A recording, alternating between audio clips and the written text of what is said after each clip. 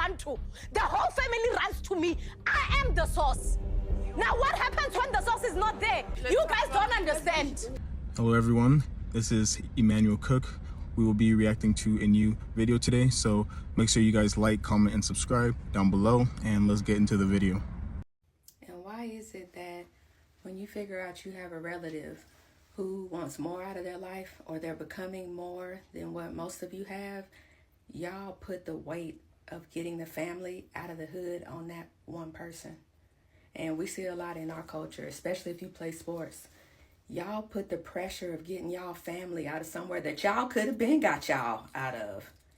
Now, not only is this kid trying to figure out how to maneuver through all the aspects of being a teenager, and your body's changing and how you think about things is changing. Now you got the pressure of grown folks wanting you to change their tax bracket. And it's like, what?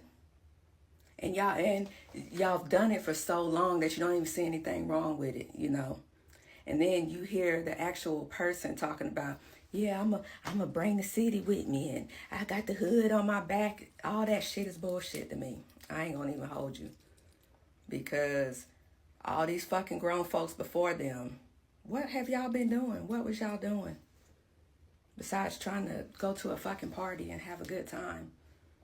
And now the children, generations after you, have the pressure of bringing a better life to the family. That shit crazy to me. That's crazy. And then y'all wonder how these people, once they get famous, they are so fucking depressed. Once they make it, they are so fucking depressed. And it's really from all the pressure that y'all put on them all those years prior. This is how you know that you have to take space from your parents. When your parents are the reason for why you are unable to move forward. When your parents hold you back. Unfortunately, sometimes when your parents are toxic, you have to get away from them in order to be who you're meant to be. And it's crazy to be like, yo, my biggest adversary is my own mom. A hard truth that everyone needs to understand, including myself at the age of 27, is that not everyone's going to like you, and that also includes your family. My cousin blocked me on TikTok, and maybe I'm the villain in the story, maybe she's just jealous, who knows. But one thing I do know is that you want to be a millionaire by 30, and so do I. So comment your dream goal below and how long you've got left to hit it, because I guarantee you're not going to be able to achieve it if you're putting energy into the wrong places. And one of them things is entertaining a toxic family. The amount of time and energy I've wasted on trying to prove myself to a family who doesn't accept me or my family, right, is draining. And the amount of time you fight them on things that they think are right, but are actually not. I come from a mixed family. Half of my family is Sikh, Indian Sikh, and half my family is Muslim, right? Okay? Brown people's antennas are already going off. You know that's going to cause shit. It turns out that everyone was okay with my dad being a Muslim from the Sikh side until my granddad died, and then everyone became a racist. So much shit on the fact that letting people chat shit about my family behind our backs, allowing people to just chat shit and to walk all over us and to paint us to be the bad people, when realistically we've done nothing wrong. We just lived our lives truthfully. Also realised, oh, my cousins are the biggest up, because my cousins, even though we grew up together and were like this, it turns out that 25 years of a relationship means fuck all, and we can get the relationship can get dropped at any second as soon as it doesn't benefit them. Because I live my life truthfully. I live my life how I want people to see me. I don't live my life fake. I don't lie, and I don't cheat. People who can't live their lives truthfully will never fully be happy. And the more times you try and prove yourself to those people, those types of people that get away with everything because they're lying, you're going to waste your energy, you're going to drain your energy, and you're not going to be a millionaire by 30 because you're going to be too busy feeding into things that don't serve you. When we're talking about things that you really want to get rid of, family is one of them, and it's okay to cut your family off. The moral of the story is that if you've got a goal to hit, doesn't matter what goal it is, do not let toxic family get in the way of you achieving it. The less time you stop worrying about your family and start worrying about you, you'll unlock your true potential. So follow for more tips on how to become a millionaire by 30, because I also need to learn how to do this, because I've got 2 years to hit mine and I haven't even started yet. A hard truth that many of us don't want to hear, but we have to hear, is that a lot of the times your family will hold you back. No matter how much you love them, and I'm sure many people's families mean well to them. I know my family has meant well for me in many ways. The truth is they don't understand you like you understand yourself. They don't really understand or even know you fully as a person. They don't understand your ambitions, your dreams. And even if they do, they don't really care to understand it, or they think it's stupid, or they can only see through their lens, you know? And that is the harsh truth, is that many times the people that will hold you back from reaching your fullest potential will be your own family. This might come as a shock to a lot of people, but unless you have the most loving and nurturing family, which a lot of you don't, it's actually not possible to become self-actualized if you're still entangled with them. And I'm not suggesting leave them for good. What I'm saying is you need to cut that umbilical cord. You need to find your own voice. You need to go on a path where you become your own person. Because as long as you're enmeshed with them, then you're always on some level indirectly affected by them, okay? So if they're doubting you, if they don't believe in you, if they're jealous of you, then they're sending you all that smoke, that dark smoke, and it confuses you. It increases your level of doubt. It increases your confusion, and then you're not able to navigate life really freely. It's like you always have this target on your back, and you're not able to really move in a forward direction. So most people don't realize this, but you can't move into self-actualization unless you become your own person. How will you know when you're on that trajectory? When you're able to be yourself, the same person that you are with everyone in your life. It doesn't matter if it's your cousin, your sister, your mother, your father, your friends. You're the same across the board.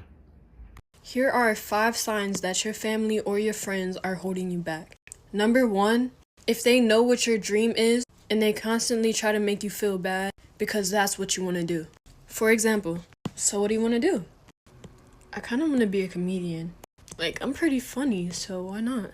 Yeah, you're funny, but you're not that funny. I don't see you being a comedian, to be honest. Maybe like a construction worker.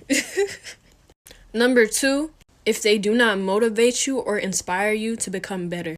Number 3, if they constantly try to distract you instead of make sure that you're doing what you need to do. For example, yo, what you doing? There's a party tonight. Okay, but I need to finish the song. Dude, are you serious? There's a party tonight and you're worrying about finishing a song. You can finish the song tomorrow, bro. You kind of being lame right now. I don't know how we're friends.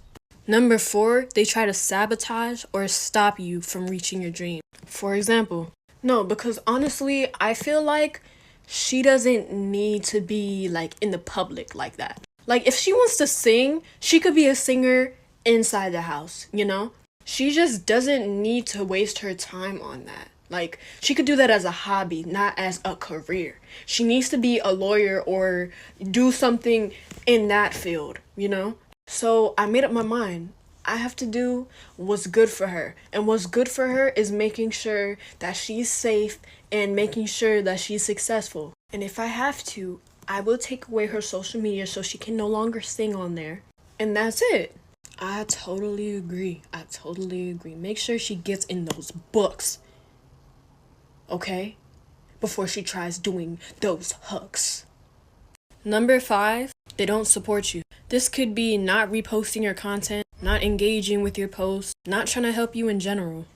So when it comes to you chasing your dream, right, and like achieving your goals in this life, right, it's like in the beginning, you're going to have to say fuck your family. Like you're going to have to say fuck them. Because I got to keep it 100 with you. They going to be the ones that doubt you. Like in the beginning, your family is the ones that don't believe in you. Them the ones that doubt you, you see what I'm saying? Like this is why you got to say forget them, because you tell them, you be like, I don't want to go to work no more. You don't want to work. You see what I'm saying? You want to start your own business. You feel me? You want to start your own shit. You don't want to work. You want to start your own business and make money off, you know what I'm saying, working for yourself. They're going to look at you like you're crazy. You see what I'm saying? They don't believe in you because they little brain can only process going to work. You see what I'm saying? They brain can only process going to work. They have been programmed to think that going to work is the only way to make money. Going to work for somebody else is the only way you can make money. This is what they have been programmed to believe. You see what I'm saying? They stuck in the program, but you a free mind, you a free spirit. So like you're able to see outside of the box. Fuck a box. It ain't even no box. The box don't even exist. Fuck looking outside of the box. The box don't even exist in your reality. You see what I'm saying? But they are stuck in a box, and they can't look outside of the box. They are stuck. You see what I'm saying? They programmed to believe that they have to work for money. You see what I'm saying? So when you tell them you want to start your own business, they going to look at you like you crazy. They not going to believe in you. They going to doubt you. But like when you pay attention to all the rappers and stuff, right? All these successful people, when they be in these interviews telling their story, what they be saying? They be like, I had to get this shit out the mud. Ain't nobody believing me. My family turned their back on me. You think they all lying in them interviews? No, nigga, that actually happened. Your family be the ones that doubt you in the beginning. They don't believe in you. You see what I'm saying? Like I said, they brain can't even process starting their own business. They brain can't even process working for themselves. They have been programmed to believe that going to work for somebody else is the only way you can make money on this physical realm. They've been programmed to think like that. So you can't even get mad at them. But like I said, you got to say fuck them. Especially if you want to be successful and you want to start your own business, you don't want to work for nobody, you need to get far away from your family, because they going to push you into going back to your old life. Oh, no, you need to go get a job. This, that, and the third. You need to go do this. You need to go do that. Whole time, they don't even know that you got a whole plan in your head, and you know that this plan going to work. You like, hell no, I'm not. I want to do this. I want to start my own business. But they can't fathom that. You see what I'm saying? They don't understand what you saying. Like I said, they are stuck in a box. But the box doesn't even exist in your reality. So there is no box to look outside of in your reality. But they stuck in the box, and they can't look outside of it. So when it come to your family, they are so small-minded, they will hold you back. They will hold you back from doing what you got to do. So you got to say fuck them right now. Ashe. A quick reminder, please remember to like, comment, and subscribe down below. And let's continue the video. I never understand why parents are so surprised kids don't open up to them. Like, until I show you that I'm making money, that's when you want to choose to support my dreams. Unless I'm going to college or getting a degree in something, you think that any and everything else doesn't work, or it's a scam, or it's a waste of time. I don't understand why parents always want to gaslight and say, oh, I just love you, or oh, I'm doing what's best for you, but you don't support me. I tell you what to do to support me, but you don't do it. You do the complete opposite. You give your kids a hard time. And then y'all want to know why kids be in their room all day. It's because y'all the toxic ones, bro. You can provide for your kids, but if you ain't emotionally provided for them, what's the point? The first time I ever moved out of my hometown, I posted it on Facebook, and everybody was like, oh my God, oh shit, I didn't even know you were gonna move, man, congratulations, oh God, yeah, man, you're doing whatever the fuck. And I was like, yeah, all right. And then about 2 or 3 months later, a lot of people would DM me and message me about them wanting to do the same thing. In fact, a shitload of people had messaged me and was like, yeah, man, I would have done the same thing. I would have moved out a year ago, 2 years ago, 3 years ago, such and such and such and such, if it wasn't for this one thing. And I'm here to tell you, before I go any further, I understand, I get it. But they would all say, if it wasn't for my family, I would have moved years ago. And I'm not talking about like kids or your wife or something like that. I'm talking about their actual parents, their grandparents, all this other shit would stop them from moving to a different fucking state, a different town or whatever. And my response would always be the same.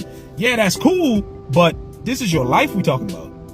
You see what I'm saying? This is your life, bro. You don't get another shot. At least as far as we're concerned, you don't get another shot, because anybody who's done this life shit and then gone on can't come back and tell you what the fuck is on the other side. So I'm telling these people, hey, this is like your only shot to live the life that you deserve and the life that you work for. And if you want to move, obviously there's something in you that makes you want to do that.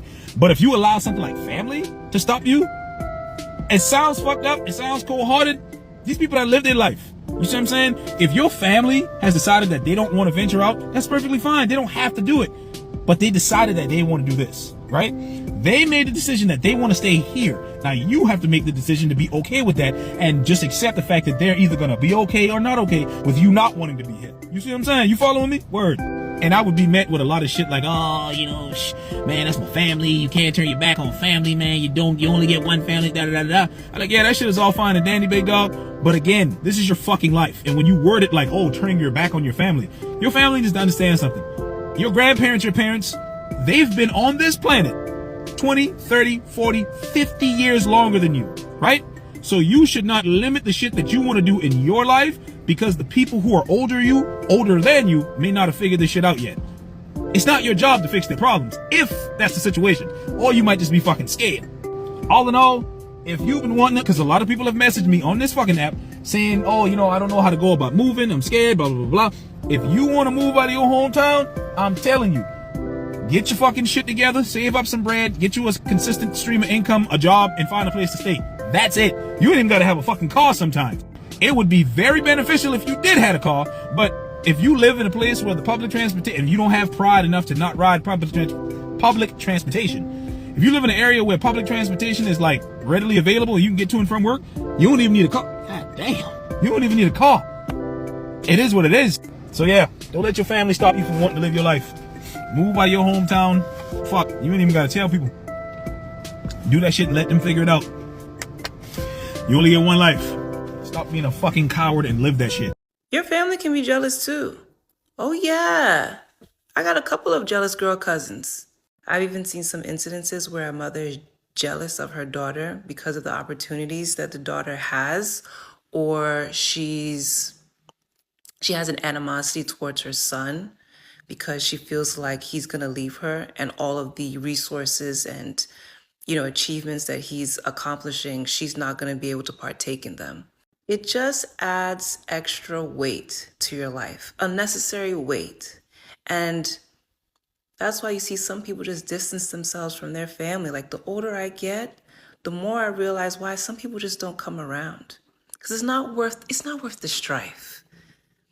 You know, especially when you're doing really well and you start doing exponentially better without these people around you, you're like, I'm not coming back around. Bye.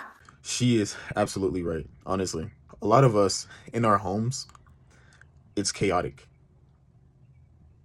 It is not worth the arguments, the strife, the stress that comes with dealing with family. A lot of times it's not worth it, especially in African homes, Asian homes, and Hispanic homes. Anywhere where family is like the utmost thing, a lot of those homes are chaotic. A lot of those homes are very toxic. When kids leave and are better off on their own, they just leave and stay away, honestly, because it's not worth the strife. It's not worth the arguments. It is not worth the envy and all of these things. It's really not worth it. A lot of your family will not change, ever. You know what I'm saying? You have your own life and you have a stress-free life. A lot of times it's like that. It's really not worth all the energy and effort that you have to spend arguing and in the family drama. It's just not worth it. Stop letting your parents dictate all of your decisions. Part of being an adult is learning to make your own choices, even in the face of adversity. Even if everybody else disagrees with you, you have to trust your gut instinct, your intuition. Your parents want what's best for you, but they don't always know what's best for you. That's why it's on you to listen to your heart and figure out what you truly want out of life and go after that thing. When you find success in whatever it is that you're trying to do, your parents will come around. And if they don't, then they were never in your corner to begin with, and their advice was irrelevant from the start, because at the end of the day, they're just trying to impose their desires onto you. They're trying to live vicariously through you. And that's a them problem, not a you problem. Man, isn't it sad that you can have family members, people you don't grew up with, and these people, they don't want to see you happy. You know, they'll watch everything you do, but they won't support everything you do. They'll copy you, belittle you, talk about you, or behind your back, but they won't support anything you do. And then when something does happen in your life that's good, they don't even look at you like you're worthy enough to even receive it. And it's the most saddest thing in the world. Now that I'm older, I realize why most people are not close with their family for real. Like, my family is so unsupportive. Like, it don't matter what I do. They don't care. They don't support me. But let it be somebody else in my family. Oh, they're all there for them. Everybody all showing up. Like, I just don't like that. Like, one of the most frustrating things that I have learned growing up is parents who depend on their children's income to live a lifestyle. It is so frustrating as a young adult to grow up and know that you have no money to put away for yourself, but your family depends on you to pay something in the house because they can't afford the life that they're trying to live. I did not get out or even had a chance to get out of my parents' house until I was damn near 30. And it's only because they got a divorce and because my nanny helped me. I was working and a single mom that entire time. And I didn't go out and go clubbing. I worked, I went to college, I got a degree, but they still, at the time, wanted me to pay for so much things that I couldn't even. I got my car taken away. My first new car got taken away because I was too afraid to pay my car note and not pay my parents. That's how bad it was. And I refused to do that to my daughter at all. I refuse to do that because I desire for her to be able to afford that. Her money is her money. She's not funding my lifestyle. I'm supposed to be funding my lifestyle. I'm supposed to help her be able to get responsible and get money and have money to save so she can then fund her lifestyle as she goes. But I don't know why in the Black community especially so much do parents depend on their children to bring in extra income. And it's stifling. It keeps you bound. It keeps you frustrated. You're angry. You're put in a place where you're not able to take care of yourself because you don't have the money to. So now you're stuck in the house. And mind you, you're paying for things, but they still treat you like you don't pay for nothing.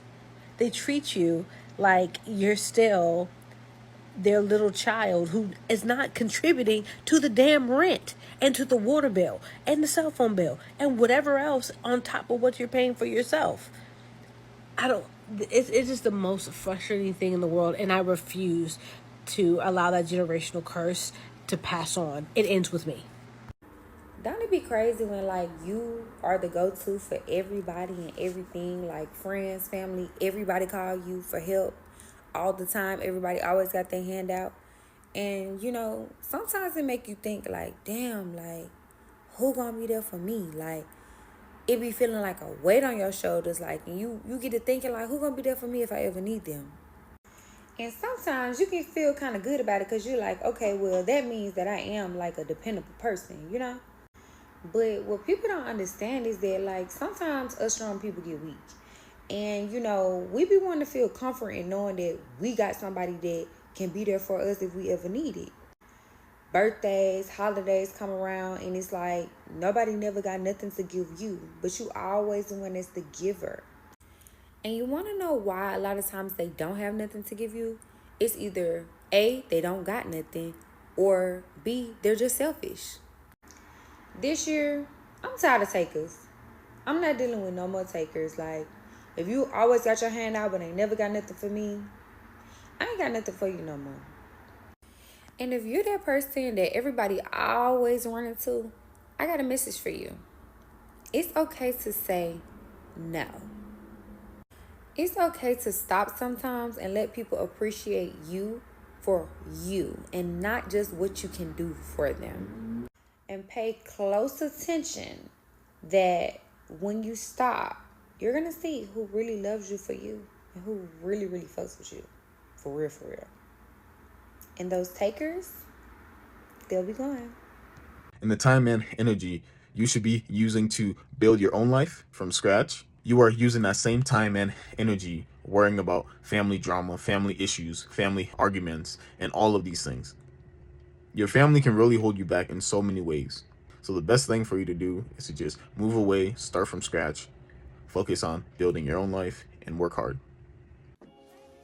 I want you to wake up every day as if your family is depending on you and they don't have any other way out but through you. I want you to envision yourself that you will be the chain breaker of your family. You will be the change agent in your community.